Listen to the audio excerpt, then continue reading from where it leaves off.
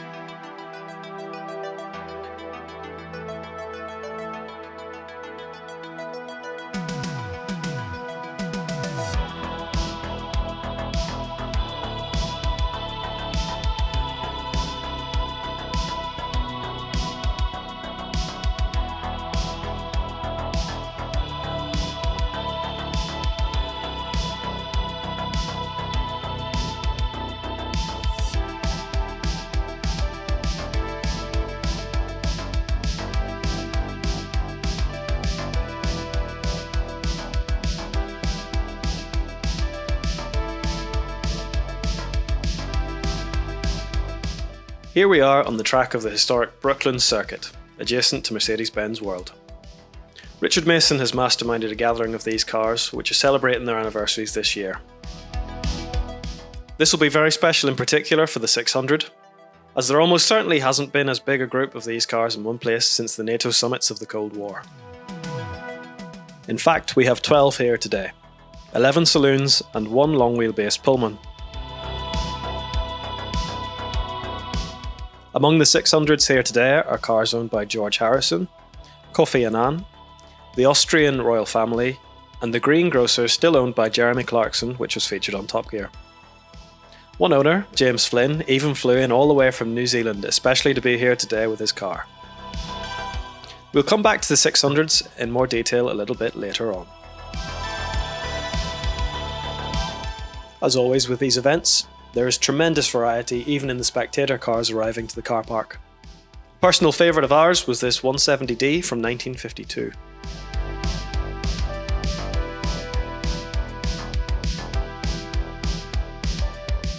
A very special car in attendance was this AMG 500 SEL. Noteworthy in its own right, the car's original owner was none other than George Harrison. Registered in 1984 and sent to Stratton's, one of the UK AMG concessionaires, the car was fitted with black AMG trim, Pento wheels and lowered. George owned the car for 16 years, until August 2000. In that time he covered some 30,000 miles in it. Like its owner, the car was no stranger to media attention, including this piece by a Japanese television crew outside Bray Studios in the run-up to George's Japanese tour in 1991. Sorry, it's not a Honda. Tomo caught up with present owner Mike Pickles to find out more about this very special car. So I'm standing here with Mike, who is the proud custodian, I guess you would say, of George Harrison's SEL. So tell us a bit, Mike, how did you come across this SEL and did you know it was George Harrison's? Absolutely, I knew it was George Harrison's car. I bought it from an auction, Amiga Auctions up in the Manchester area. A friend of mine, he just said, what about this car? And as soon as I saw it, just absolutely loved it. The black on black, absolutely amazing. The fact was, it was one of the first AMG body kits that came into the country there, and it's just a great story. But the great story is he kept it for around about 15 years. Obviously he was the Beatle who knew most about cars, but he did. All the other Beatles came actually for his ideas on the cars there. They did swap them all around, and he just loved it as a daily drive. So there's pictures of him driving it around, and he did keep it for the longest he kept really and drove the car there. but it looks wonderful still now, doesn't it? And did he always want an SEL? Did he see one and think, I've got my mind set on that, or no? Well, what I did is I had the car I owned before this, which was a Porsche 928. Right. And that also was black on black. And then he sold the 928 to get the SEL there. So he's obviously knew what he was getting. It was obvious he was experimenting with cars with a 928, just what does Porsche have to offer. But then when he bought this car, so black on black, and it looks a really nice car, doesn't it? And did he drive it a lot? Like, is there many miles on this, or is it something that he took out as a weekend fun car, or? I think he genuinely had it as his daily driver there. So he's now got 50,000 miles on the clock, which isn't, it's not a lot, but it's actually, for a guy who's jetting all over the country, actually, or the world, actually, it's a long mileage. And once he'd finished using it, he gave it to his percussionist there. So, he gifted it away. But no, he genuinely loved the car. There's genuinely a lot of documents in it. If you go onto YouTube on the Real Love video, it features in that. So that was Real Love is on Anthropology. Anthropology is that sort of an LP of all the outtakes and everything. And then what happened was they did the video of the single, and you've got George, I think, driving Paul and Ringo physically in the car, coming out of the car. So, it's a great connection into it. And I, in truth, probably bought it as a piece of music memorabilia. And, it was, driving the car is still wonderful. I live in Leeds, drove the car down to Leeds, came down yesterday, we went to Henley-on-Thames, took a few pictures outside Friars Park where he lived and where the car was. And Richard Mason's got an amazing collection of photographs, obviously private photographs, where you've got a couple of people connected to George, like his son, actually stood around the car. So, great connections in. But the car is wonderful. It still creates an impression once you go to petrol stations. A lot of the young guys do actually, sort of wonderful. It's considered a gangster car. What do you think? Do you think it looks a bit of a gangster car? You see, I've always liked the black on black. Yes, It's mean. It is mean. And did he do any kind of performance upgrades to it, or was it always just left as a bog standard 500? I say bog standard, like it's. No, it was. So I don't believe he had the tuning for the AMG. Definitely the body kit that you can see. I think part of that AMG modifications was the black. I think the inside and the seats are wonderful. I mean, you sat in it. Did you find it comfortable? It's a lot comfier than what we came here in. Can I take it home any chance? No. Yeah. Have you got lots of money? I don't think I could put petrol to it, I'll be honest. Well, here. That's the only disadvantage of petrol there. Yes. But no, it's just a really good car, really smooth drive. And, it got me here, no problems whatsoever, easy to park. And what is traumatic, I mean, at the time it's a long wheelbase. So at the time it was obviously a big car. But now in the works car park, before I drove it down, but it was actually small compared with what cars, that was actually in the car park at the side. But no, absolutely wonderful car. Great, it's got the history going back to a guy who actually loved cars because, OK, George was a Beatle, but actually he loved cars. He's just sold his McLaren, the F1 that they had there. And that was, a very expensive car. And, lots of great stories around it. The fact that he befriended Gordon Murray, the fact that they met on the Concorde's inaugural visit. I got told it was Gordon Murray and it was going to be Bernie Ecclestone flying over on the Concorde. Yeah. He could not actually, Bernie Ecclestone couldn't make it. Probably for the best. Yeah. No, indeed. But the ticket was spare. So Gordon Murray was sat wondering who'd got the other ticket. And in walks in his hero, in and sat next to him was George Harrison. So at that stage, it got them to actually talk and engage. George obviously loved cars. I wonder what year that was. It's if it was the McLaren, was it in development or? No, it was, but no, when Concorde's inaugural flights, That was probably, I don't know, but that... Be mid to late 80s, would it have been? I don't. That's what I'm saying. But that actually dates the relationship, and from the relationship, they actually developed into a strong bond and strong relationship. And the beauty of the cars, you know, that what you do is it's almost a reason to meet people. So so they met a shared love of cars, and then so I'm told that George used to just call in and see Gordon Murray as to develop in, and then his car is aubergine colour, but he couldn't decide the car colour. This is George, and then eventually brought in an aubergine and said, that's the colour I want. So that's it. But you've seen the different mystical symbols in the car. Yes. It's still Tell there. us a bit more about the mythical symbols, because I've seen it obviously with our viewers. We'll do a wee rip around with the camera, but tell us a little bit about them. So basically, so there's an orb on the steering wheel, and at this stage, you know, that George is obviously spiritual. So, you know, on the driving wheel, and it's amazing. You ask the people the question, you know, can you feel anything? I certainly can by touching it. Did you feel anything when you touched it? It was more surreal, to be honest, just thinking my ass is where George Harrison's ass has been. It's like... Whoa. But that's exactly the case, isn't it? That, you know, you sat and it's comfortable, and, you know, it's just amazing. And, you know, Mercedes, the seats just look as new, don't they? Yes. You know, so it's not as if it's battered and bruised. It's almost from the showroom quality inside. But yeah, it's got the orb there. You go inside into the CD player in the boot, which would have been an expensive option at the time. Exactly, that's right. And you know, unfortunately, the actual music player died on the car, so I got a period replacement. Did he leave any tapes in it?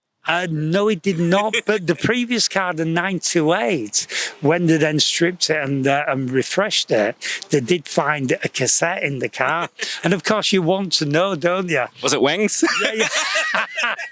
No, it was not Wings. But the beauty is that's where it's the $50,000 question. When we get the money exchange, I'll tell you what it was. No, the cassette, it was amazing. It was an original copy, and it was Vivaldi's Four Seasons. But also George is actually connected to being the one who wanted, you know, orchestration within the music. And so, you know, you look at the car, but that was the 928, and you could imagine him listening to Vivaldi, can't you? Yeah. So, you know, you can't just create the music they did without any references. Yes. And that, you know, that's, as I said, the beauty of the car. So he loved, you know, the fact that he customized it with personal items, and you wouldn't put an orb on the steering wheel if you used it twice a year. Yes. So that really answers the question, and I've not thought of it like that, but that's the logic, isn't it? Brilliant. Well, here, thank you so much for giving us your time, Mike. We really appreciate it. Thank you very much. Okay, bye now. Thanks. Bye. The W126 isn't celebrating a major anniversary this year, but this event includes them as the inaugural W126 Day for club members who own or just appreciate these fantastic cars. The second S-Class to officially be called an S-Class, these were some of the best cars on the road during the 1980s.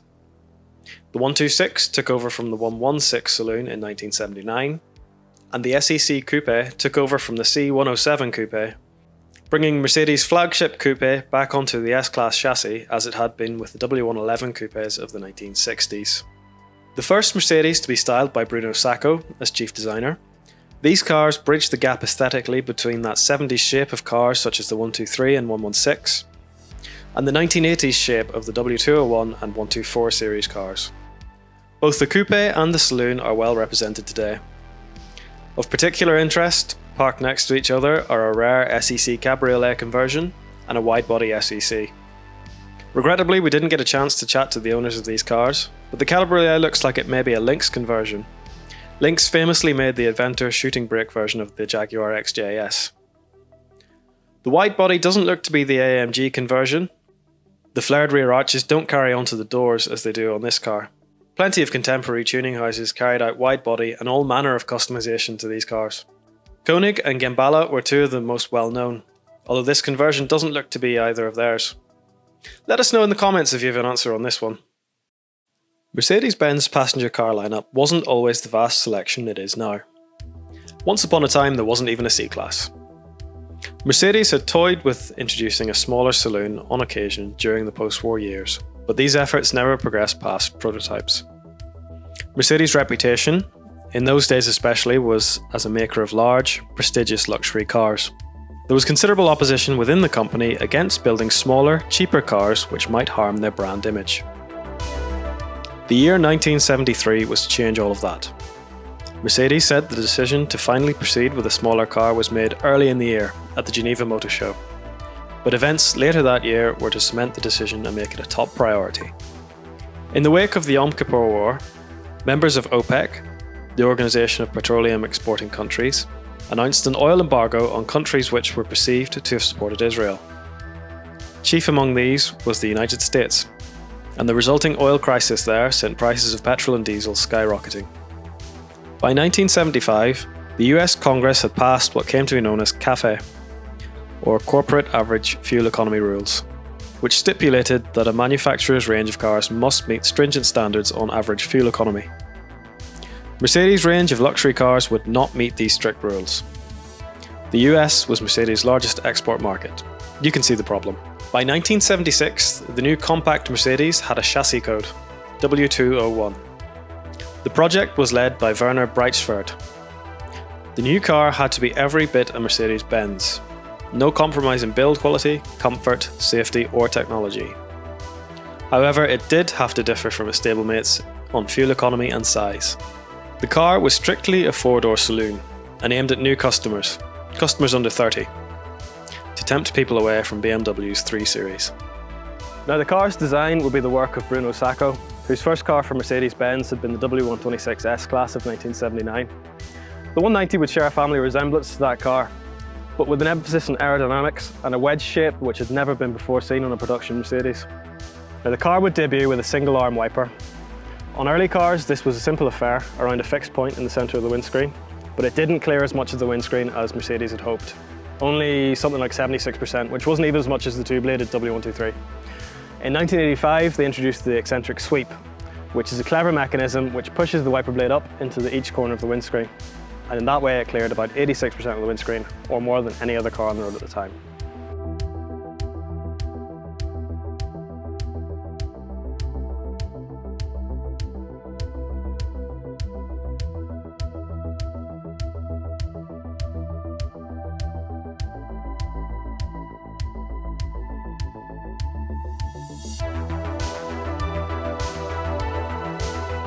The windscreen was bonded.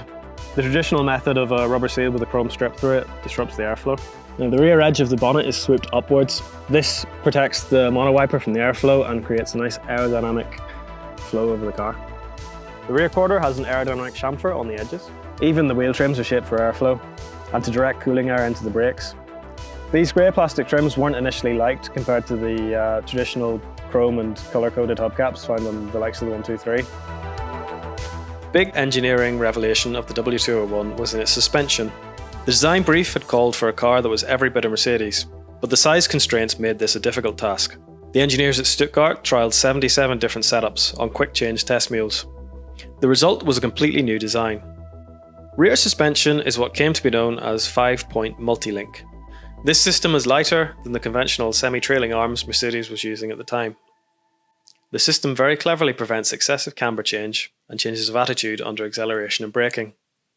A similar system had been tried on the earlier prototype C111 sports cars, but that differed considerably from the final production version. Petrol engines would be carried over from the entry-level W123s, which had received the M102 during their 1980 refresh. This was a lightweight, single overhead cam engine which in its 2-litre guise would power the bulk of European W201s, in either carburetted or fuel-injected form. For the US market, where emissions control measures sapped performance, the extant 2.3 injected version from the 230E would be sold. Eventually a 6-cylinder 2.6-litre version of the new M103 engine would be introduced. As for diesel motors, a new family of modular diesels have been under development since 1977. This would eventually be the OM601, 602 and 603 engines. The 601 and 602 would find their way into the W201 as the 2 litre and the 5-cylinder 2.5 litre displacement respectively. When it came to naming the new car, Mercedes had a dilemma. To this point, model numbers referring to engine size, roughly, and suffixes had been employed. A 280E was a W123, a 280SE was a W126, a 280SL was an R107. These cars had to be placed below the entry-level executive cars. It wouldn't have been appropriate for the 2-litre W201 to be badged the same as the more expensive 2-litre W123. Mercedes went with the number 190, which had been seen on the 1.9-litre Fintail and Ponton models during the 1960s. Cars would be badged as 190 for a petrol carburetor car, 190E for a petrol-injected car, or 190D for diesel. Another badge on the right-hand side of the boot lid might tell you the car's displacement, if optioned. The launch of the new compact Mercedes was keenly awaited at Mercedes Benz UK in Brentford. The UK would in fact go on to become the largest European market for the 190 outside of Germany. Jonathan Ashman was product manager at MB UK at the time. Responsibility for the UK launch of the new car fell to him. Our event organiser Richard Mason previously caught up with him to chat about this important moment in Mercedes history. The UK team had to wait 9 months from the German car launch for a right-hand drive example of the car. In the meantime, a left-hand drive model was delivered for every department at Brentford to get familiarised with. Jonathan remembers that a draft press pack came with the car, with poor translations such as arms waving about in the air for the multi-link rear suspension. Marketing the car for the UK would fall to the Brentford team. By 1980, the fuel crisis that necessitated a smaller Mercedes had largely gone away. There were still doubts that a small car might ruin Mercedes' image as a luxury automaker. Thus, the public would have to be reassured completely that this new model was still a Mercedes Benz. The word small was to be avoided at all costs. Jonathan decided to commission a video to be shown at a 5-day press and dealer launch. 3 creative companies were asked to pitch, with some opting to show the new car outside Harrods or Wimbledon. Jonathan felt that these were a bit too obvious and that people would see through it. Jonathan turned to Brian Robbins, who was working for the BBC. Robbins suggested taking the car to Siena, an area of Italy associated with the Mille Miglia, and having Sterling Moss drive the route while reminiscing about his 1955 win, while comparing the new 190. This would portray the car as more of a tourer than a car with a sporting image. But I can remember very much because the Italians would turn out literally in their millions and would sit there waving you on and doing, the typical Italian gestures and so on, trying to get you to go so fast you'd have a shunt, I suppose. It's difficult to think of a more suitable place to try out a new car than Siena in Tuscany. In addition to this, Joanna Lumley was approached to film segments in Siena itself to promote the car's suitability for town driving. Suddenly turning very sharply, and it handled like a kitten. It skipped along. The launch was set for the 7th of June 1983 at Effingham Park in Surrey. The video was shot just 1 month before, using 3 right-hand drive 190Es which had been pre-registered on UK plates in Stuttgart and driven straight from there to Siena. Sterling and Joanna flew out to meet the crew. While a script was prepared for Sterling, Jonathan recalls he did everything off the cuff, simply describing the car as he found it. Very light, it's positive, and it's another of the good features. I think it's a very definite type of steering. When you place it, you feel the car's going to go there, and it's going there there's no feedback. It is a very nice steering. Sterling was natural and really enjoyed the whole experience. Joanna preferred to use the script. I don't drive like Sterling Moss, but even at the reasonable speeds I do in England, I find that with the decreasing surfaces of the road, really you can have quite a bumpy ride. This goes beautifully, smooth as a French double bed, which is rather a rude way of saying it's extremely nice. The video was to be done to a high standard, without being lavish. Money was there if required, but not simply thrown at it. Special permission was given to film Joanna's sequence in the centre of Siena, where Jonathan also remembers accidentally spilling coffee on her dress. During the filming, an elderly Italian recognised Sterling Moss, and although he spoke little English, was able to point to a wall outside of a cafe where Sterling's average stage time during that section of the Mille Miglia had been scribbled, still visible. Within minutes, a small crowd of fans had gathered around. The launch was a success, and the video was sent to dealers where customers could watch it in the showrooms. Jonathan's team at Brentford then had to focus on getting the new car in enough volume to satisfy demand. He says this wasn't so much of an issue with the 190, with examples arriving from Germany in larger numbers than previous new models. Stuttgart pressured Mercedes UK to take the diesels, which were very popular in Germany. The UK hadn't yet taken to diesel cars as much, and the petrol-engined 190E would be the dominant seller in this market.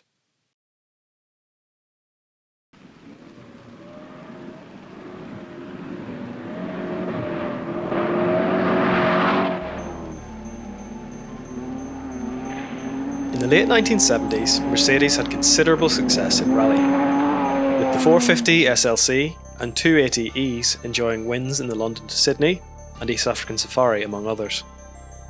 This was recognised for the marketing tool that it was, and the company was focused, for a time, on developing a rally car to compete against the likes of the Ford Escort, which was dominating the sport by the early 1980s.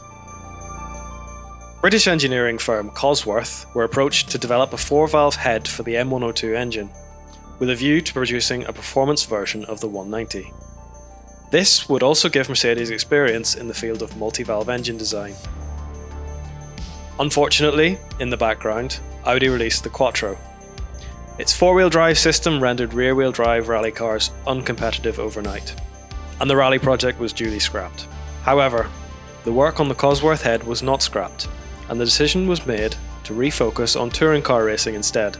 The cars took shape as the 190E 2.3 16. The 2.3 litre M102 engine had been mated to the new Cosworth 16-valve head.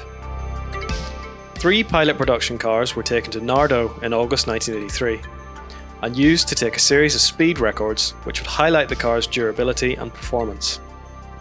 18 drivers ran the cars flat out for 8 days and nights.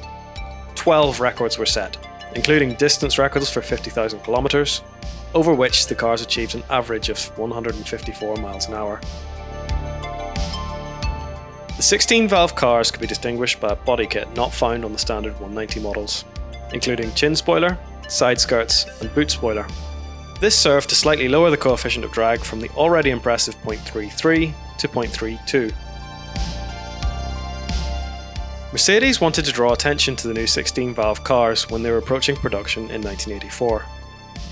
It just so happened that this would coincide with the reopening of the Nürburgring Grand Prix circuit.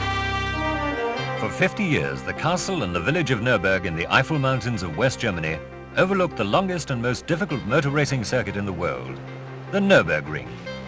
But after a near-fatal crash in the 1970s involving world champion Niki Lauda, the ring was rebuilt at a cost of over £20 million, and it opened again on the 12th of May 1984. Mercedes teamed up with the owners to host a race to inaugurate the new Grand Prix circuit. This would be a by-invitation, one-make-only race using 20 pilot production 2.3 16-valve 190Es. The cars were prepared almost to showroom specification, with only the addition of bucket seats, harnesses and a simple roll cage. Ride height was 15mm lower than standard, and the final drive was shorter. They would be raced by a troupe of current and future racing stars for maximum publicity. Each car was numbered with the driver's name decaled on the doors and sunstrip. Household Grand Prix driver names graced the grid, such as Lauda, Moss, Prost, Reutemann, Rosberg, Surtees, Hunt. But the eventual winner of the race was a young up-and-comer by the name of Ayrton Senna. Many of the cars were displayed in dealerships for a time, with Senna's car going to the Mercedes Benz Museum. From their collection, we have it on display today.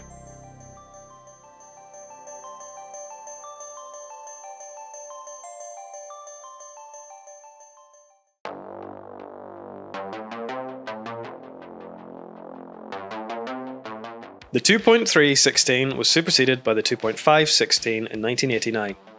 This was a response to the road-going BMW M3, with which, in racing form, the 190 was doing battle on the German touring car circuits. With the advent of the 2.5, Mercedes would give official factory support to the touring car teams.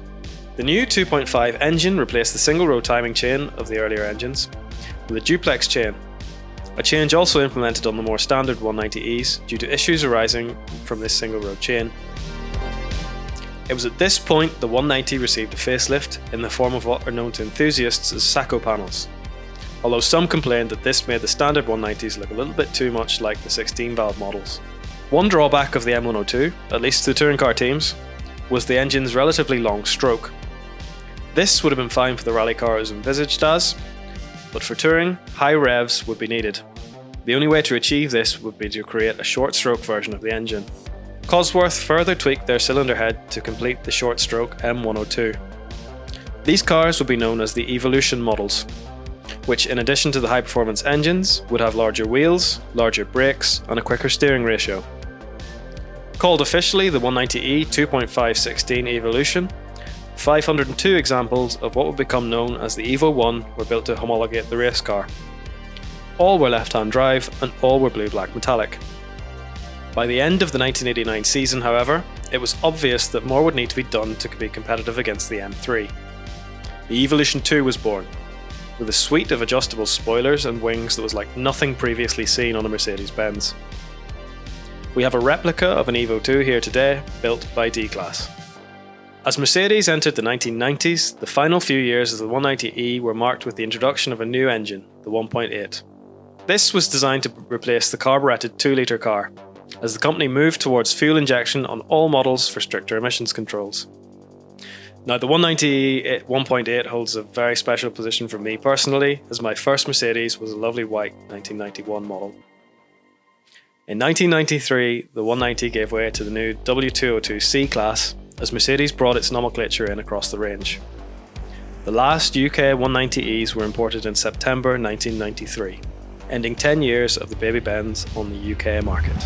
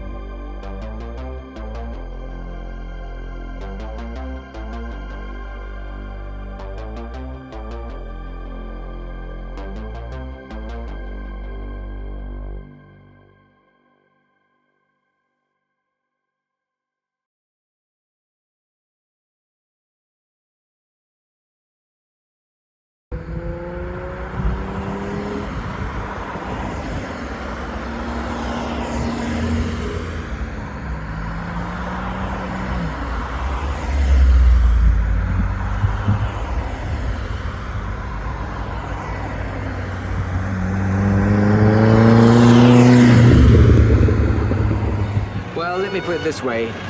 If there was a race being held now, today, I reckon the 190 would suit me very nicely. Super handling car, and quick enough for what I want anyway.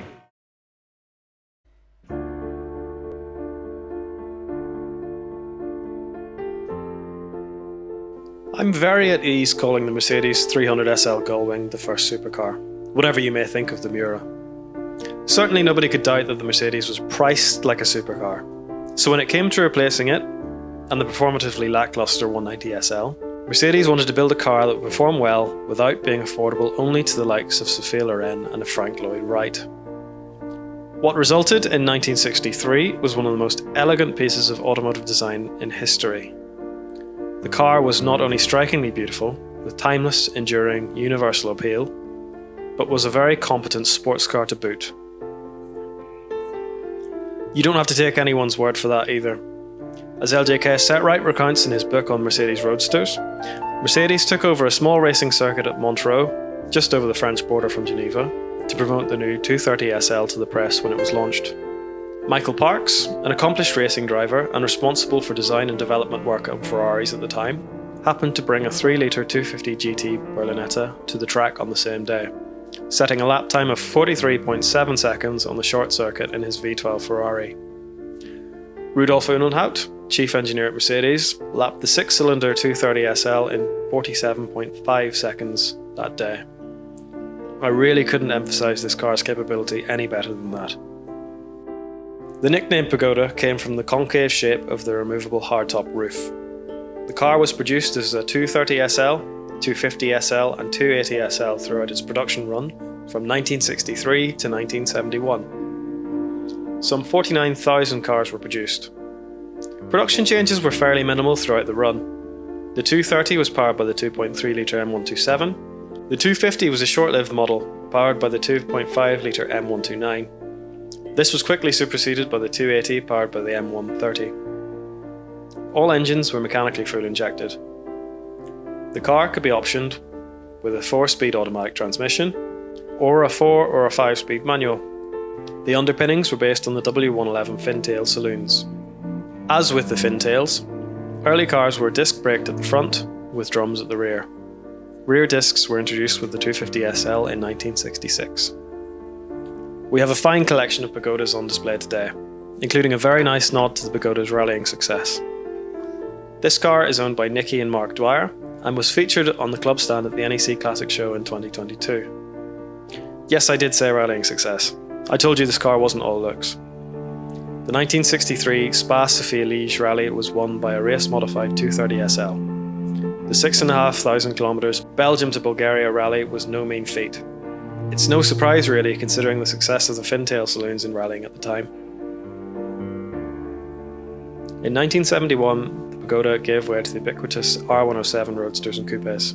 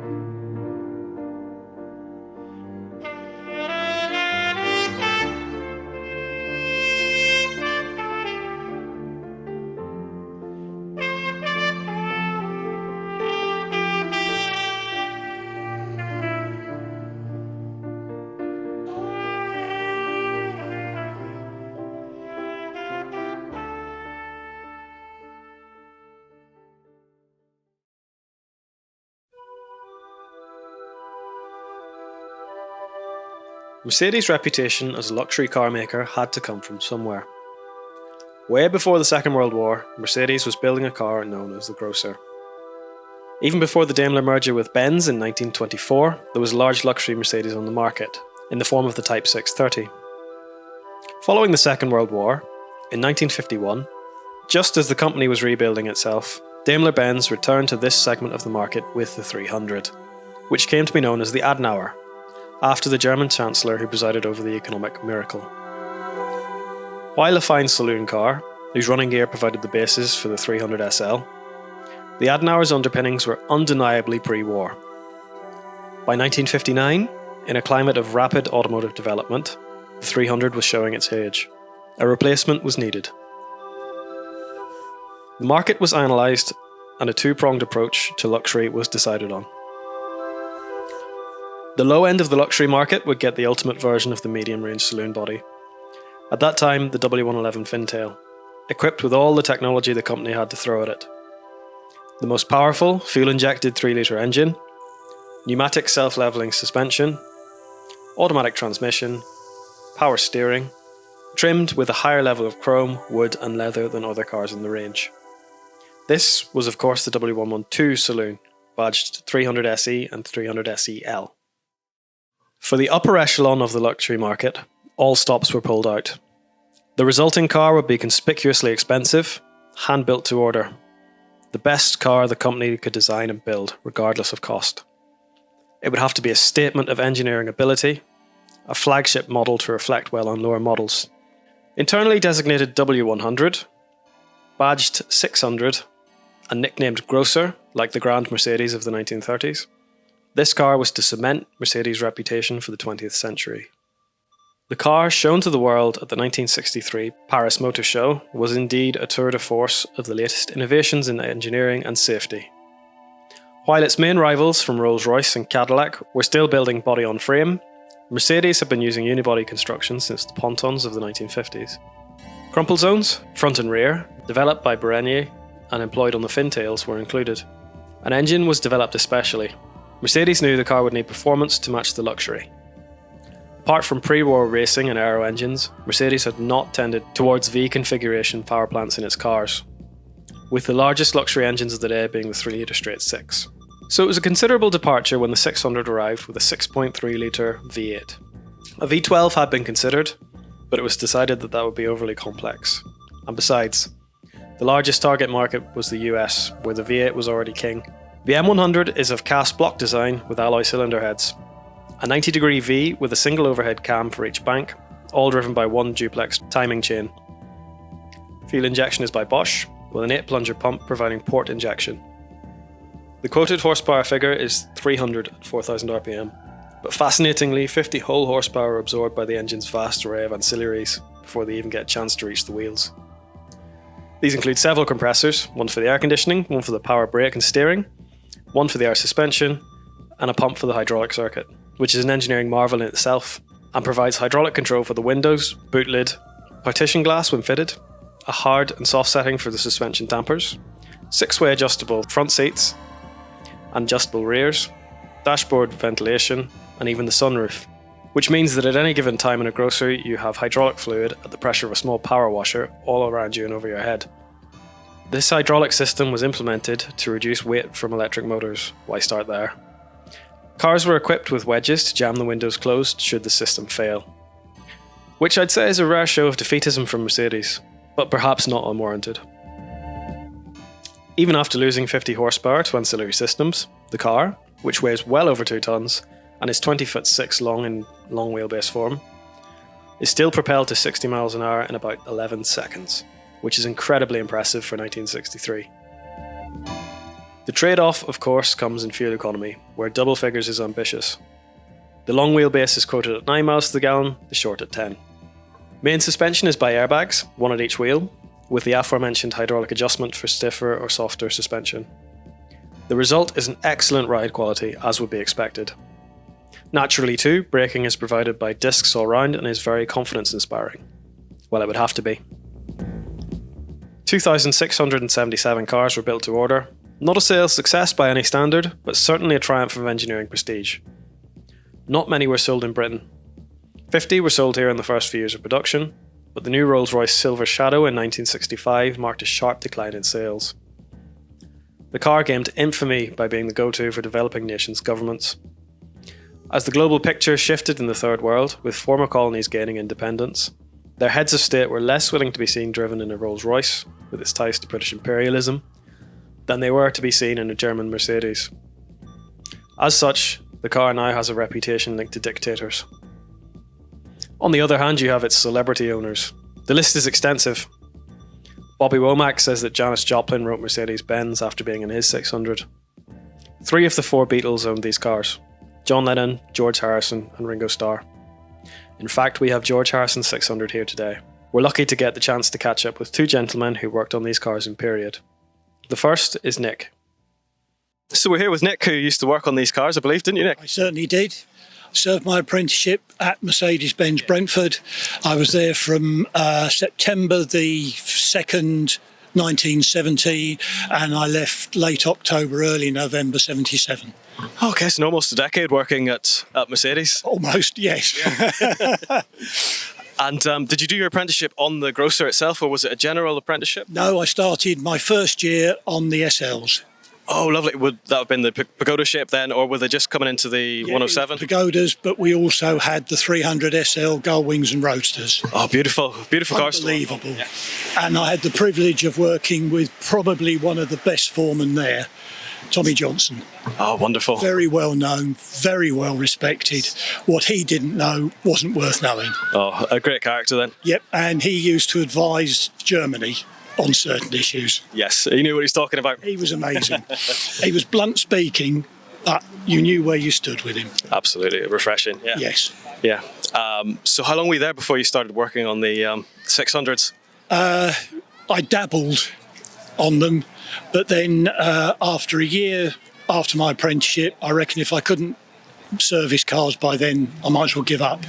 And I got the chance to go into the electrical bay, which obviously we called Sparks. Yes. And these are some of the cars that I would have worked on. Amazing. Terrifying to start with. I bet, because they're worth so much money. I mean, they always have been worth so much money. Yes. So even then. Yeah. Was there any, did you make any mistakes on them to speak of? No. Of course, naturally. It was like a separate area almost. If you're working inside the car, you had to have overshoes on, you had to have a coat on, a clean coat. If you were anywhere near the dashboard, you had to mask the dashboard up completely because the veneers were kept at Stuttgart under chassis number, and the works foreman would come round once an hour on the hour to check how you were doing. Make sure you were doing okay, yeah. And the works manager would be round at least twice a day. And on one occasion we had, I think it was from Saudi Arabia or possibly the UAE, we had the father's car in, which was a 6-door powder blue 600, and the son's, which was a 4-door powder blue 600. Wonderful. I bet. Absolutely stunning vehicles. I bet. I suppose you've got quite a lot of overseas customers. I suppose a lot of them would have bought cars from the UK for the Middle East. Yes. We would also have German customers coming in with the SLs, the 300 and Roadsters and Gullwings, and they'd come in, leave the car with us, have a holiday, pick the car up and go back to Germany. Oh, that's all right, isn't it? Any famous customers to speak of? I couldn't possibly comment on that. Of course. Professional. But we also had, when we were apprentices, if there was a misfiring problem, particularly on the big 6.3 engines, yes. The fuel injection pump, mechanical pump, is down the back of the engine. And as an apprentice, you were stuck under the bonnet, having been on the dynamometer, rags around your knees because of the heat, rags around your wrist to stop burning, and you'd be down the back of the engine adjusting the fuel injection fuel pump. Yeah. Yes, and that was a privilege as an apprentice. I bet. Yeah, I bet. No, wonderful. And I suppose they weren't unreliable cars by any stretch, were they? No. So you wouldn't have had too many issues, so to speak. You know, they weren't coming in with many faults. No. Most of it was routine issues. Servicing and maintenance, And once you got to know the 600s, you knew what to do and how to do it. Yes. And what the consequences were if you got it wrong. Dire, I bet. But the 600s are beautiful machines. Absolutely. A testament to German engineering. Exactly. The quality of the chrome and the switchgear, staggering. Yeah, oh, wonderful. Even now it puts hairs up on the back of my neck, just talking about them. I bet. Nick, thank you very much for speaking to us. Great pleasure. Lovely to be here today. Thank you. Thank you very much. Cheers. So I'm here with Joe, who has a very special connection not only to the 600, but also to the music industry. So would you like to tell us a little bit about who you are, Joe, and what's so special? My name is Joe Salamoni. I operate a company called S&S Motors. Well, I've worked on Mercedes since 1964, and I did my apprenticeship with Mercedes Benz World, i.e. Woking Motors. And one of the first few cars that I worked on in 1964 was the Mercedes 600. So it was one of the first you worked on? Did they one of the first. Right? No pressure. No, there was a good German foreman that looked after me. He taught me properly, and I grew up with these. These are just normal cars to me. I advise people how to spend their money and look after them, and you know, what can I say? Enjoy the car. Enjoy the car. So tell us. My particular one, I saw it. It'd been standing underground for 25 years, and when I saw it, I rang my daughter. I said, Mirella, I would like to get married the same car your mum and dad got married. And she said, I would love it, Dad. So I bought the car, and there she is now. There she is now. And is that how she was, or have you restored it? I restored it. I spent about £75,000 plus my time. Yes, and which is priceless. I'm going back 25 years, so it was a lot of money. But looking at it now, and the enjoyment it's given me, it was worth it. It was worth it. It was worth it. It was the dearest car in its day that was sold. And what can I say? Working on them is like, I'm not saying fixing a Mini, but just bigger. They're just bigger and heavier. Now, you've got to be very, very careful. Another thing which I find, a couple of times I spoke to a couple of people, on the way here, two of them had a blowout. And I said, you know why? I said, you got the wrong tyres in the car. These cars had to have special tyres so they don't blow the tyres. I didn't know that, but I did. But you're humble. No, they're going to be 7-ply. The car had a special tyre made by Mercedes Benz, and people would put normal tyres on there, and then the tyre blows up under the stress. It's to do with the weight then, I'm guessing, is it? This particular car here, which belonged to George Harrison. Yes. I was working at Mercedes Woking Motors. He turns up in a lorry in this crashed car. And I said, George, are you all right? He goes, yeah, I just tipped its corner, rolled over 3 times. Oh my God, I said, what are you going to do? You're going to repair the car? He goes, no, I'm going to throw it away. I'm just going to go in the office and buy a new one. What car did he buy? Another one? Right one there. That's his car. That's the car he bought that day. So did you have much of a relationship with, because obviously then you're saying George Harrison? I knew people like John Lennon. I fixed his car. He used to break my ear out every once in a while, John Lennon. And I used to say to him, John, whenever you want to go to the studio, get your driver to drive it round Weybridge a little bit first, and then get in the car with him, and then go to the studio. And then the car will behave. Because he was complaining about the vibration. You know, when you've got 2.5, 3 tons of car, the tyres don't rotate freely until they warm up, you know? Yeah. And John Lennon, nice guy, no problem. I had no problem with him. Sorry, he's not going to come and get you, like, you're all right. No, I got no problem. I used to know Uncle Bert Amberton, Tom Jones. There were Mercedes, because we lived in St George's here, just up the road here. In them days, all the superstars lived up there. All the superstars lived up there. And I used to look after them for him. Did Tom ever have any unusual problems? No. No problem. These cars were, I mean, you look at them today and they drive as good as today and what they were made, you know. Don't forget, this is the first car to have an interior light that goes out after 20 seconds when you shut the door. Right. And how did they work that? What was it, a relay or? A relay, yeah, a time relay. And that car there was the first car to have door mirrors on the doors that you can adjust from the inside. Oh, the wee... Yeah, that was the first car. There were so many things. And the beautiful thing about that car is everything works hydraulically. I was going to say, so they're not complex, but there's a lot to them. Yeah, the windows, the seats, the boot, the heating system. You just press a button and it does it for you. German technology at its best. So, obviously, there's not very many people looking to go out and buy one today, but if somebody was looking to buy one, what would you tell them to look for? Or what's a common problem with the 600? 600 common problem basically is the engine side of things. You've got to make sure it's under 10%. Which is the V8 in most of them, the 6.3. 6.3. Is that the same that was in the Red Pig then, the W108, and just repurposed? Well, the 6.3 Mercedes, the 108, they put that engine in there and it was the fastest car for 21 years. 21 years, the fastest car in the world. Can you believe it? All because it had the great big engine in it. And as I said, George Harrison, unfortunate, wrote his one off. But then he bought this car here. So, in a way...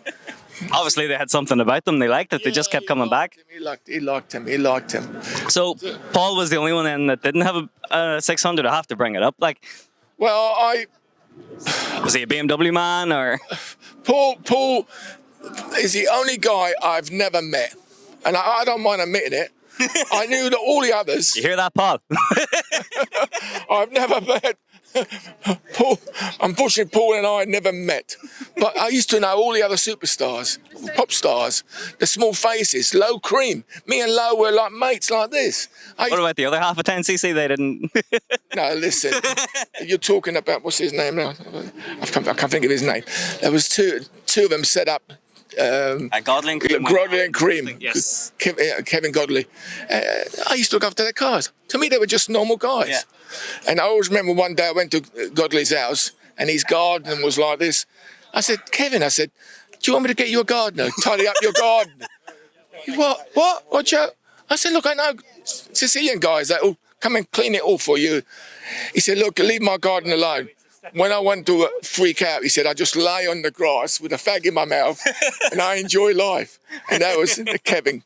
That was Kevin. But it's... So, having been around all these stars, was there any one in particular that made you feel starstruck? It was John Lennon's car, the six-cylinder one, the six-door one. Yes. Every time I used to get in that car and drive it, it was a bit special. It was a bit special. And now it's in some some museum in Denmark or somewhere like that. Right. Yeah, it's worth millions and billions of pounds now. So there you are. All right. Brilliant. Thank you so much. Any advice on Mercedes, you call me and I'll gladly tell you what it's about. Brilliant. All right. Thank you so much. Have a quick car ride. Pleasure. Thank you.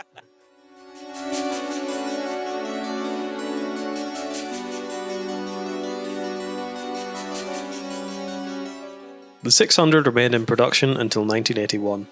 Following the Yom Kippur War and the resultant oil crisis in 1973, sales dropped off dramatically. By the late 1970s, with the US emissions rules creeping in, the cost of detoxing the engine was considered to be prohibitive for such a low-volume car. Ironically, the bulk of the last examples of these cars were sold mainly to the leaders of oil-producing countries, whose embargoes earlier in the decade had been the death knell for the Grand Mercedes.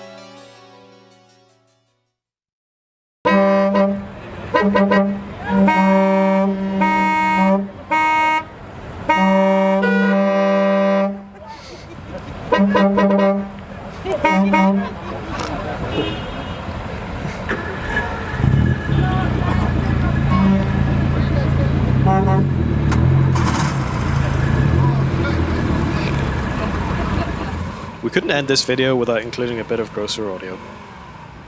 We hope you've enjoyed this look at what was a fantastic day out here at Brooklands. The Mercedes Benz Club has more events like this every year. And if you're interested in joining, the website is mercedesbenzclub.co.uk, where all the relevant information can be found. Take care until next time.